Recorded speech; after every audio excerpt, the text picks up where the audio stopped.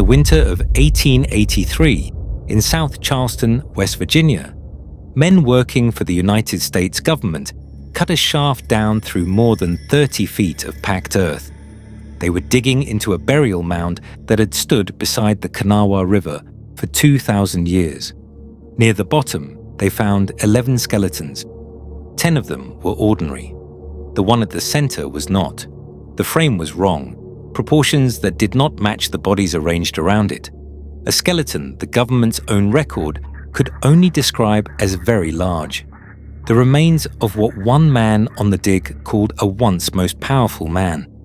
The 10 others were laid out around him like the spokes of a wheel, their feet pointing inward, toward the figure in the middle. Whoever he was, 10 people went into the ground with him, arranged around his body like attendants. The agents did what government men do. They measured, they recorded, they moved on. And the measurements went into an official report of the United States government, printed in Washington, bound in cloth, and shipped to libraries across the country. That report was never retracted. It was just never mentioned again. Because this was not one mound. The men who opened it were part of a federal survey working their way through roughly 50 mounds strung along 8 miles of the Kanawha Valley. And the South Charleston mound was not even the strangest thing they wrote down. In another mound nearby, the same crews dug 19 feet down and found the remains of a bark coffin.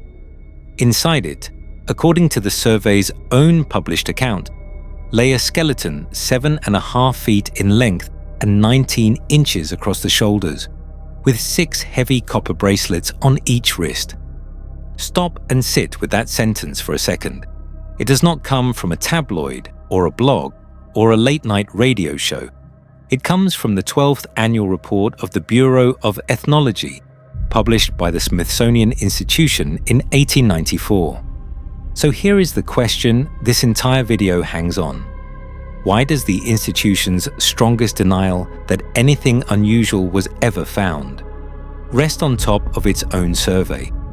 Now, I want to be precise about what we're doing here, because precision is the whole game. What did those people measure, write down, print at government expense, and then avoided to ever speak about? What exactly did they find? The document at the center of this story is real. More than 700 pages, compiled from a survey that Congress funded in 1881, specifically to settle, once and for all, who built the tens of thousands of earthen mounds scattered across the eastern United States.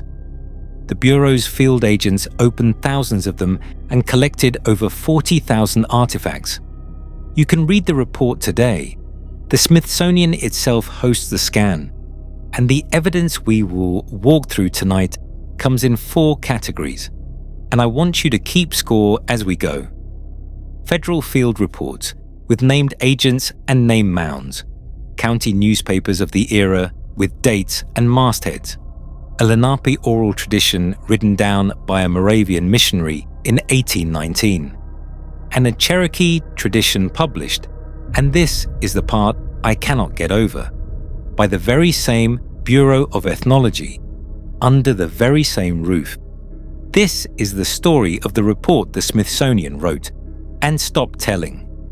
Before we continue, make sure you subscribe and let us know where you are watching from in the comments. Thanks.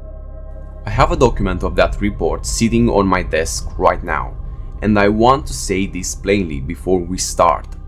Every measurement you are going to hear tonight has a page number. You are not going to have to take my word for anything, and honestly, I would rather you didn't. To understand what the government's men found in that valley, you have to understand the valley itself and the strange double life it has been living for 200 years. Drive through South Charleston, West Virginia today, and you will pass through one of the most industrialized corridors in Appalachia. Chemical plants line the Kanawha River. The interstate runs through on its way to Charleston. It is a landscape of stacks and storage tanks and railroad sidings. The last place on Earth you would expect to find a tomb. But in the middle of the city, ringed by streets, there is a cone of earth 35 feet high and roughly 170 feet across at its base. It is called the Creel Mound, and it is the second largest burial mound in the state of West Virginia. People drive past it twice a day, every day on their way to work. Most of them have never once asked what is underneath it. That indifference is not new. In 1840, the people of the valley flattened the top of the mound and built a judge's stand on it because they were running horse races around its base. For decades, the largest burial structure in the Kanawha Valley served as a grandstand. Men stood on a tomb to watch horses run in circles, and nobody thought twice. What they did not know, what almost nobody knew until the federal surveyors arrived, was that the mound was not alone. It was one node in a vast, deliberate complex. When Cyrus Thomas published the Bureau's findings, he documented roughly 50 mounds in this valley, ranging from 3 feet to 35 feet in height, strung along 8 miles of the river's upper terraces, along with 8 to 10 enormous circular earthwork enclosures.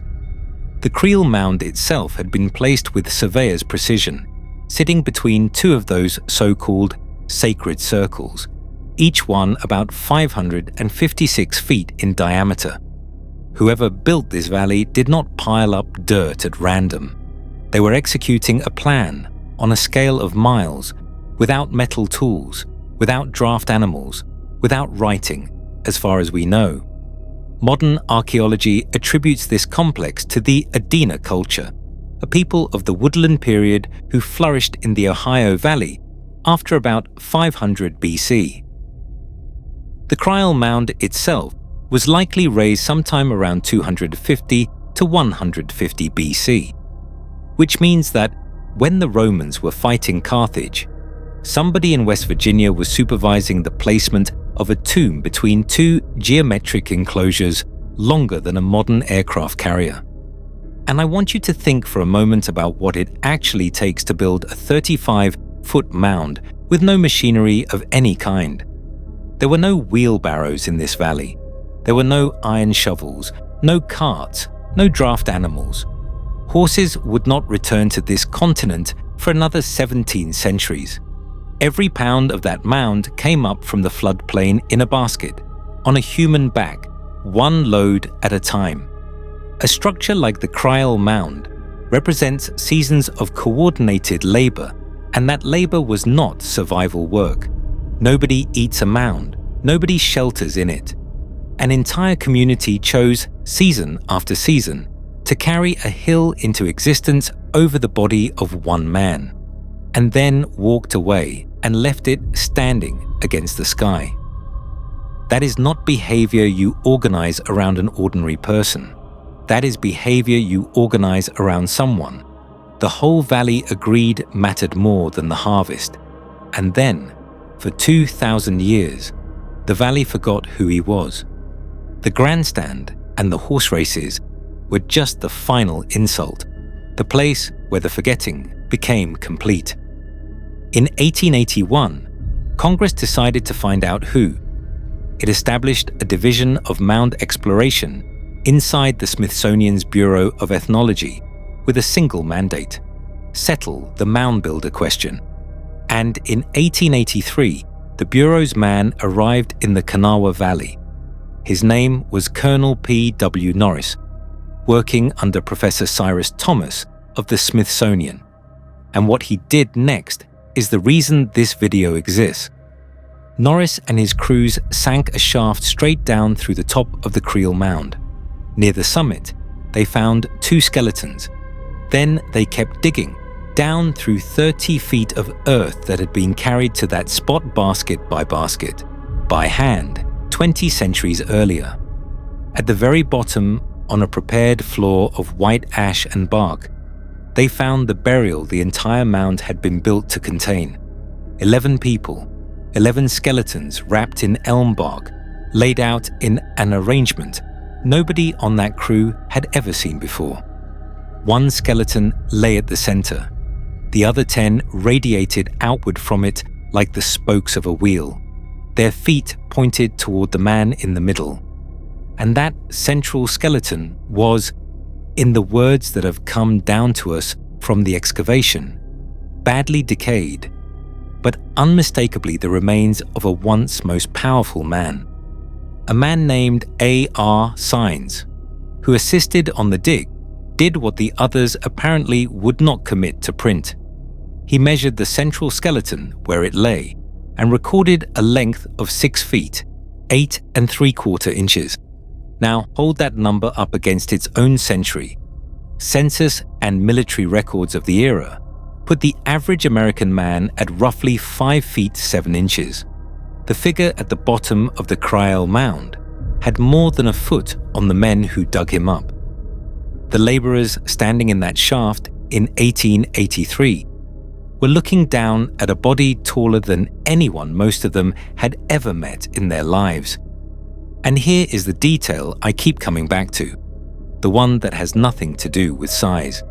10 people were arranged around him, wrapped in bark, feet inward, placed with care, sealed under 35 feet of hand-carried earth. Archaeologists can tell us how that burial was made. Nobody can tell us why. Who was he that 10 human beings went into the ground around his body like the rays of a drawn sun? The mound does not say. The mound was never meant to say. But the men who opened it worked for an institution that wrote everything down. And that is where this story stops being about one grave and starts being about a document. The Bureau of Ethnology was the brainchild of Major John Wesley Powell, the one-armed Civil War veteran who ran the first boat expedition down the Grand Canyon. By the 1880s, the question of who built the mounds was one of the loudest scientific controversies in America. An entire literature insisted they were the work of some vanished race: Phoenicians, Israelites, refugees from Atlantis. Anyone, it sometimes seemed, except the ancestors of the native people who actually lived there. Powell put the question in the hands of Cyrus Thomas, a Tennessee-born scholar who had started his career as an entomologist, a bug man, sent to settle the biggest archaeological dispute on the continent. Thomas hired field agents and sent them out across the eastern United States with notebooks and shovels and instructions to record what they found, exactly as they found it. The result, published in 1894 as the centerpiece of the 12th annual report of the Bureau of Ethnology, runs to more than 700 pages. It is a remarkable physical object: engravings, fold-out plats, mound-by-mound entries in dense government type, the accumulated dirt under the fingernails knowledge of agents who spent their field seasons sleeping in farmhouses and digging in the rain. And its conclusion demolished the lost race theory forever. The mounds Thomas demonstrated were built by the ancestors of modern Native Americans. No Phoenicians, no Atlantis. On that central question, the report was right, it was rigorous, and it was overdue. But here is the thing about a 700-page document compiled by honest field men. It records everything, including the things that did not fit the conclusion. Listen to what the report itself says about the excavation of the Great Smith Mound in Kanawha County, West Virginia, and notice the tone, because the tone is the whole story. At a depth of 14 feet, the agents encountered a rather large human skeleton in a partially upright position, its back against a hard clay wall. The bones were badly decayed, all except the left wrist, which had been preserved by the 2 heavy copper bracelets wrapped around it. They kept digging. At 19 feet from the top, they reached the bottom of the shaft and the remains of a bark coffin. And inside it, the report states, was a skeleton measuring 7.5 feet in length and 19 inches across the shoulders. It lay stretched on its back at the bottom of a vault, head to the east, arms at its sides. Each wrist was encircled by 6 heavy copper bracelets. On the breast lay a copper gorget. The agent recorded its dimensions: 3.5 inches long, 3 3/4 inches at its greatest width. Pause on those bracelets, because they are their own quiet impossibility. There is no copper in the Kanawha Valley. The copper in Adena graves came overwhelmingly from deposits in the western Great Lakes, hundreds of miles away, moved hand to hand along trade networks that spanned half a continent, centuries before anyone here had a wheel. 12 heavy bands of imported metal, an almost unimaginable concentration of wealth for that world, wrapped around the wrists of one man at the bottom of a 19-foot shaft.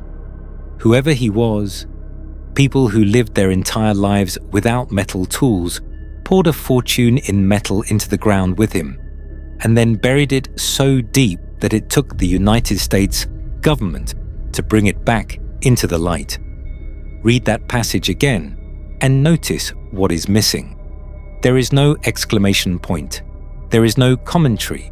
There is no sentence that says, "And we found this remarkable." A federal field agent wrote down a 7.5-foot skeleton the same way he would have written down a potsherd, length, width, position, grave goods, and the government printing office set it in type and moved on to the next mound. The strangest thing about the entry is that nobody involved seemed to find it strange, and it was not a one-off. Hundreds of miles away in Roane County, Tennessee, another bureau agent opened another mound and found, resting on the original surface of the ground, a very large skeleton lying at full length. The bones were soft, the agent noted, but sufficiently distinct to allow careful measurement before any attempt was made to move them. He knew exactly what he was looking at, and he knew the bones might crumble, so he measured first. From the base of the skull to the bones of the toes, 7 feet, 3 inches. And then the report does something it almost never does. It speculates. It is probable the published text concludes that this individual, when living, was fully 7.5 feet high. That sentence is not mine. That sentence is the Smithsonian's. It has been sitting in a federal document in public for 130 years. Now, let me give the ordinary explanation its full day in court, because if I don't, I am no better than the channels that won't. Here is what modern archaeology says, and it deserves to be said fairly. A skeleton measured in the ground is not a person measured standing up. When a body decays, the connective tissue that holds the joints tight disappears, and the bones can settle and spread. The cartilage between the vertebrae is gone. A skeleton can measure several inches longer in the grave than the living person ever stood. Add to that the field methods of the 1880s, no grid systems, no photography on most digs, measurements taken by lamplight in a wet clay shaft, and you have every reason to handle these numbers with care. And the Adena themselves were, by the standards of the ancient world, a notably tall and robustly built people. Some of the individuals in these mounds were simply big men. All of that is true, and none of it is a cover-up. It is just how bone and time behave. But now let the questions in, because the ordinary explanation has a hole in it, and the hole is the part nobody talks about. These same field agents opened mound after mound, year after year, and recorded hundreds upon hundreds of skeletons as exactly what they were, ordinary. They knew what a normal burial looked like. They had a baseline most modern archaeologists would envy, because nobody since has been allowed to open that many graves. So why do the anomalous entries cluster the way they do? If loose joints and spread bones inflate every measurement, where are the entries that ran small? And why did the agent in Roane County stop in the middle of a dig to measure those bones before touching them, unless he understood, standing in that pit, that no one was going to believe him later? There is one more thing the ordinary explanation has to account for, And it is the agents' incentives. These men were not selling newspapers and they were not selling books. They were salaried federal employees whose entire project existed to kill the lost race myth. Every sensational claim they recorded made their own report's conclusion harder to defend. If anything, the institutional pressure on a bureau field agent ran in exactly one direction, toward writing things down smaller, plainer, more ordinary. And still, the numbers went into the report. Decayed bone spreads. Or it doesn't. The report does not say which.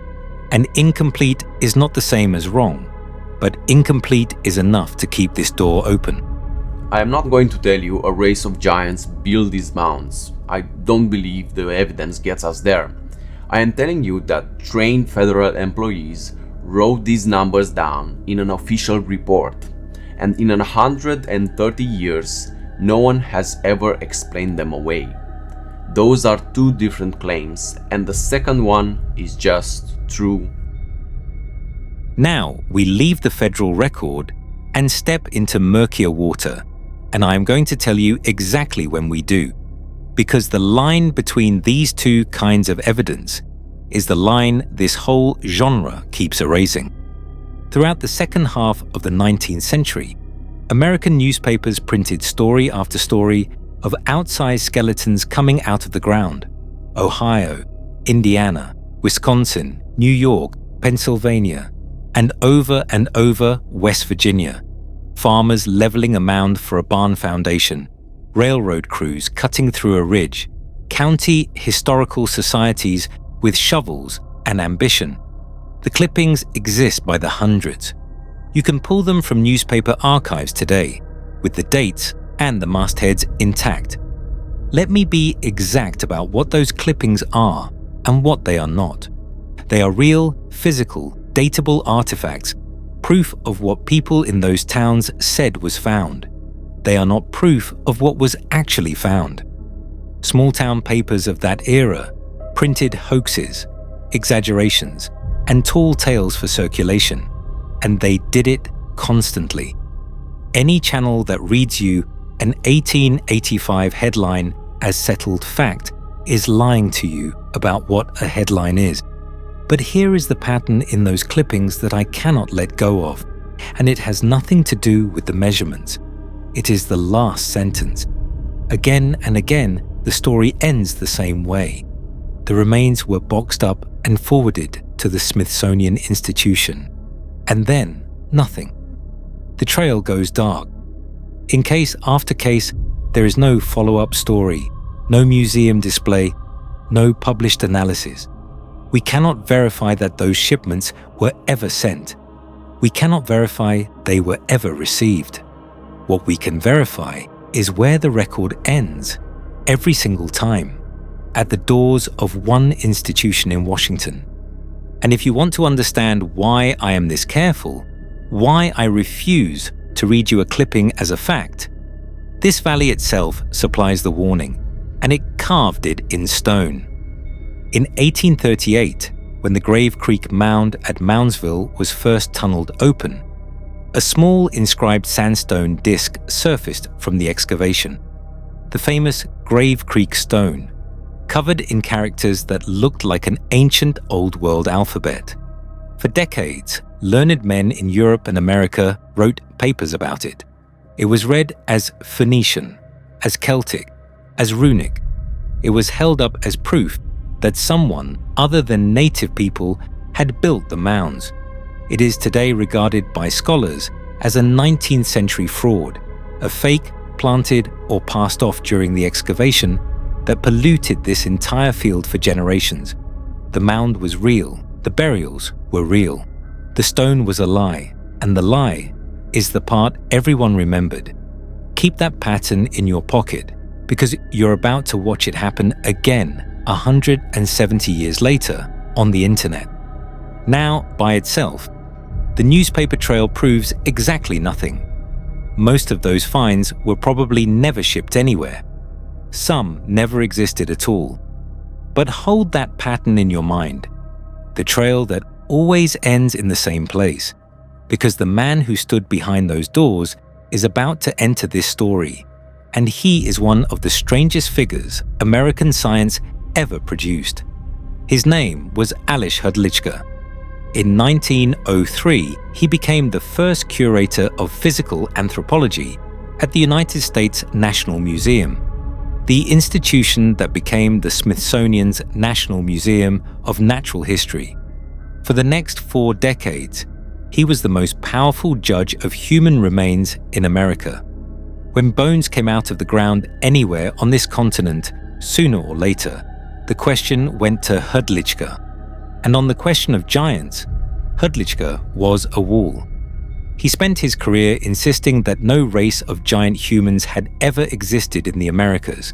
And on the science, let me say it clearly, modern anthropology agrees with him. The lost race was a myth. The giant race was a myth. He was right. But now set a second fact down next to that first one, and I'm just going to lay them side by side and let you look at them. While Hrdlicka was telling the public there was nothing remarkable to see, he was assembling in the storage rooms of his own institution one of the largest collections of human remains ever gathered on the face of the earth. Tens of thousands of human beings, skulls, skeletons, organs, the overwhelming majority taken without the consent of the dead or their families, dug from native graves, taken from hospital morgues, collected from the poor and the powerless on multiple continents, in the service of racial theories that science has since buried in disgrace. The man who said there is nothing to see was the man holding the keys to the warehouse. I am not telling you what that means. I am telling you both halves are documented, and I am going to let them sit there, touching. But long before there was a Smithsonian, before there was a bureau, before there was a United States, there was already a record of this valley and the people who built in it. And this is the part of the story that the giant hunters and the debunkers both skip, because neither of them ever bothers to ask the people whose ancestors are actually in those mounds. In 1819, a Moravian missionary named John Heckewelder published an account of the history and traditions of the Lenape, the Delaware people, among whom he had lived and worked for decades. And in it, he wrote down a migration tradition the Lenape elders had carried for generations.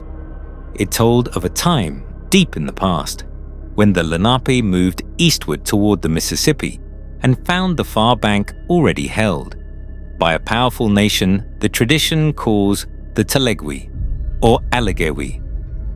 According to the tradition Heckewelder recorded, the Allegheny were master builders who lived in fortified towns behind great earthen entrenchments, and the tradition describes them, these are the terms that come down through Heckewelder's account, as a people of remarkable stature, with giants among them. The Lenape sought permission to cross the great river and settle beside them. The Allegheny refused, and then, as the tradition tells it, attacked the Lenape who had already crossed. What followed in the account the elders gave Heckewelder was not a skirmish. It was a war that ran for generations. The Lenape allied themselves with another powerful nation moving in from the north, and together they threw themselves against the Alleghany's fortifications again and again. The tradition remembers battles so costly that the dead were gathered into great heaps and covered over with earth, which means the tradition itself, recorded in 1819, offers an explanation for at least some of the mounds. They are war graves, mass burials from a conflict so old that the river it was fought across still carries the loser's name. In the end, the tradition says, the Allegheny understood they could not win and abandoned everything. They fled down the Mississippi southward, out of the story, leaving behind their towns, their entrenchments, and their dead in the ground. The victors divided the country between them, and centuries later, men with notebooks from Washington came and dug into the heaps, the Allegheny River, the Allegheny Mountains. Listen to those names. By tradition, they are the Alleghenies names, still printed on every map of the eastern United States, the toponymic fossil of a people remembered only in someone else's history. Now, I need to be careful here the way I am always careful here, because this is an ethnographic record, not a forensic one. The Allegheny tradition is the Lenape's own account of their own deep past, recorded by a named missionary at a named date, and it deserves to be treated as exactly that, a primary historical document of memory, not a measurement. Oral traditions compress time, merge peoples, and speak in the register of epic. They are not evidence of 7-foot skeletons. They are evidence of what the oldest continuous witnesses on this continent said happened here. And what they said is that the Mound country was once held by a tall, powerful nation of builders who were destroyed and driven out. It does not stop with the Lenape. Roughly 400 miles south of the Kanawha Valley, in the mountains of western North Carolina, the Cherokee preserved their own tradition of a being called Sulkalu, the slant-eyed giant, a great lord of the hunt who dwelt in the high country. In the tradition Mooney recorded, Sulkalu was a being of enormous size and power who took a Cherokee woman as his wife and whose domain was the wild ridges where the game lived, a master of the mountains that people entered carefully and on his terms. And the Cherokee did not just tell that story, they pointed at things.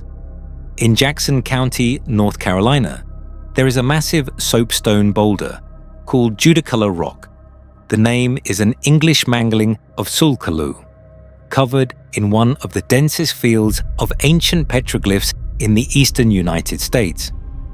Tradition holds that the giant left his marks there, scratched into the stone when he leapt down from his mountain. The carvings are real, they are very old, and to this day, nobody can tell you with confidence what they say. Here is the detail that closes the circle so neatly, it almost hurts. That tradition was collected and published by the ethnographer James Mooney in his monumental Myths of the Cherokee. And who published Mooney? The Bureau of American Ethnology. The same bureau, the same institution, the same era, give or take. Walk into a research library in 1900 and you could pull 2 volumes off the same shelf, bound by the same government printer, one containing the Cherokee tradition of the giant of the mountains, and one containing the field measurements of a 7.5-foot skeleton in a West Virginia mound. The Smithsonian published the legends, the Smithsonian published the measurements, and the Smithsonian has spent the centuries since insisting the 2 volumes have nothing to say to each other. Maybe they don't, but it was their own shelf. One more note, because the people in my comments hold me to this, and they are right to. The mounds of the Kanawha Valley belong to the Adena, an ancient woodland people, and their descendants are among the native nations of the eastern woodlands today. By the time European settlers reached this valley, it lay within country used and contested by several nations, the Shawnee foremost among them. These were never anybody's giants. They were and are somebody's ancestors, and everything that happened next in this story happened to them. Because now we come to the question of trust. Everything in the back half of this story turns on a single hinge. When the Smithsonian tells us that nothing unusual ever sat uncatalogued in its storage rooms, how much weight can that assurance bear? Not in theory, on the institution's actual track record. In August of 2023, the Washington Post published the results of a year-long investigation into the Smithsonian's National Museum of Natural History. What it documented was this: the museum holds the remains of more than 30,700 human beings. Bones, skulls, body parts, gathered from graveyards, battlefields, morgues and hospitals in more than 80 countries, most of it in the late 19th and early 20th centuries, most of it without consent. Among them, in a storage facility in suburban Maryland, sat roughly 254 human brains, the core of what Hodlichka himself called his racial brain collection, taken overwhelmingly from people of color to feed theories about racial difference that modern science has thrown out entirely.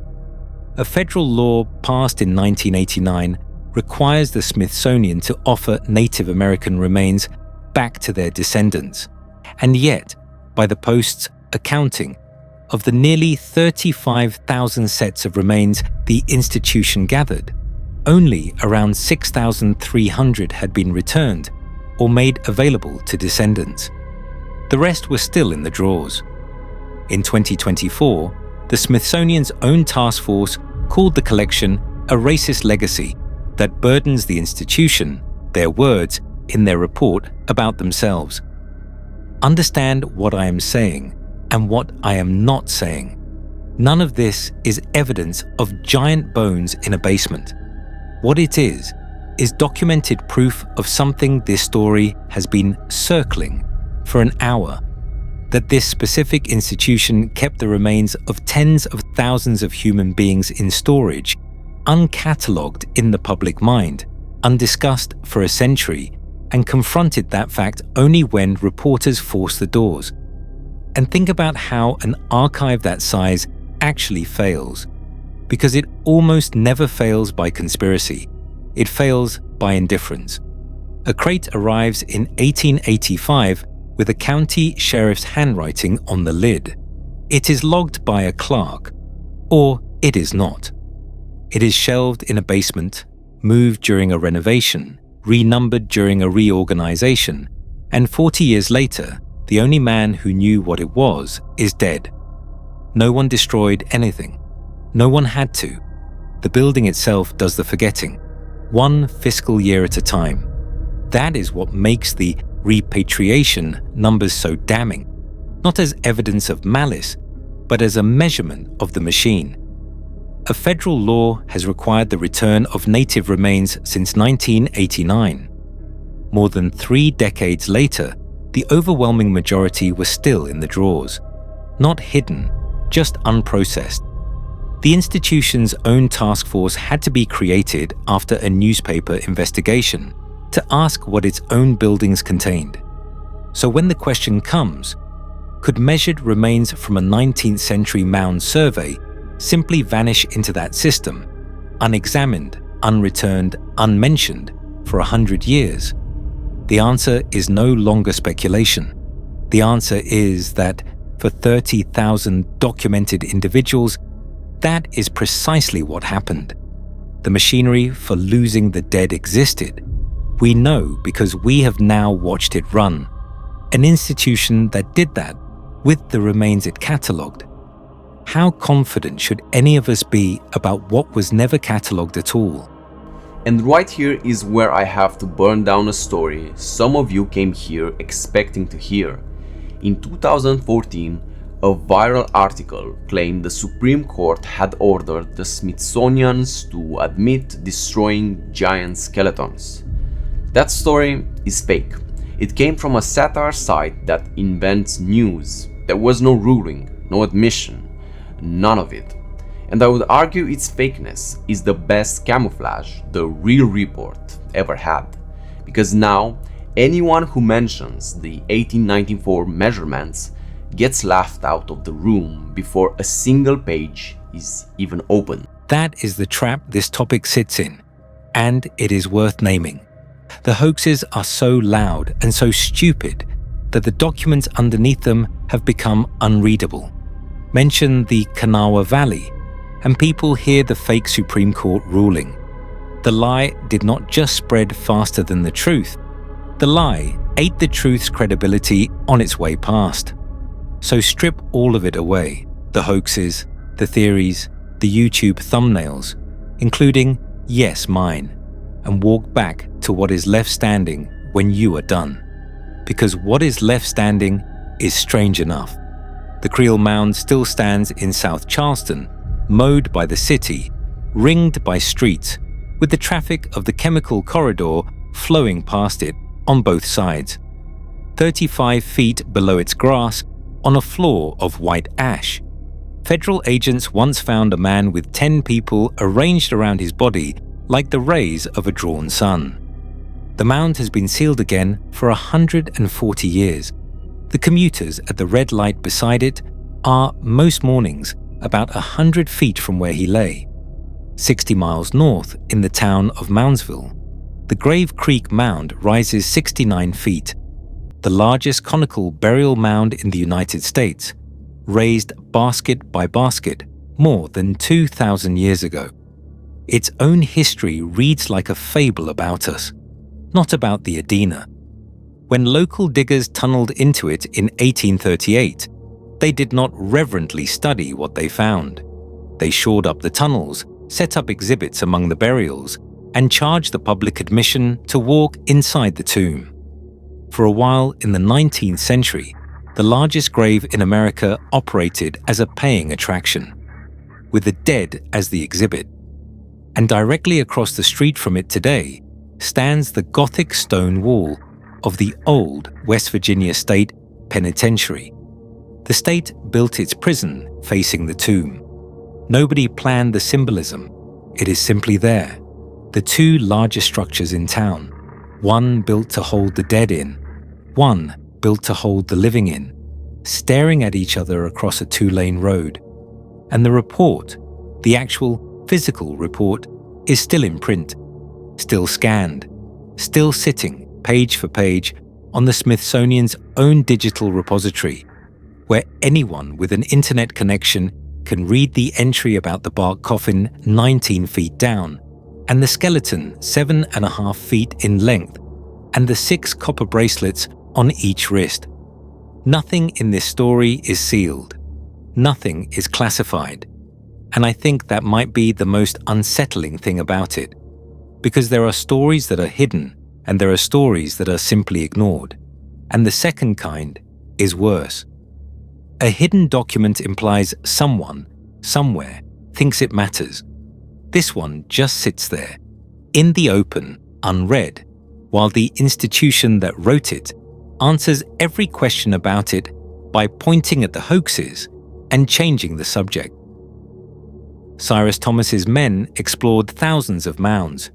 Tens of thousands more were never opened at all and never will be. Which, let me be clear, is exactly as it should be, because they are graves, and the era of opening them is over and should be. But it means the mounds that were never measured outnumber the ones that were, many times over. They are still out there, under golf courses and parking lots, and county roads and backyards across the eastern half of this country. Some of them are marked on state archaeological registries, most are not. Farmers plow around low rises in their fields without knowing why their grandfathers did the same.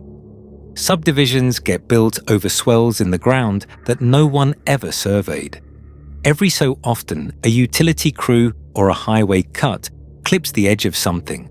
Work stops, and a state archaeologist gets a phone call. And somewhere in that call is the same question Norris's men faced in 1883, asked quietly on a deadline with a backhoe idling. What is this, and how much do we actually want to know? Because that is the real inheritance of 1894. Not a cover-up, something stranger. A country that commissioned the answer, got it, printed it, shelved it, and then spent 130 years preferring the hoaxes, because the hoaxes are easier to dismiss than the document is to read. Whatever was measured in the Kanawha Valley, the men who measured it are long dead. The bones they measured were never put on display, never analyzed by modern methods, never, as far as any public record shows, seen again. The numbers are all that is left: 7.5 feet, 19 inches across the shoulders, 6 bracelets on each wrist, written down by a man with no reason to lie, printed by a government with no idea what it was printing, and ignored by everyone ever since. I have read a lot of strange documents making these videos for you, and I will tell you the truth. The calm ones scare me more than the wild ones. Anyone can type a tall tale, but it takes something else entirely to write down a number like that, file it, and never speak of it again. The Smithsonian studied what came out of those mounds. The Smithsonian wrote it down.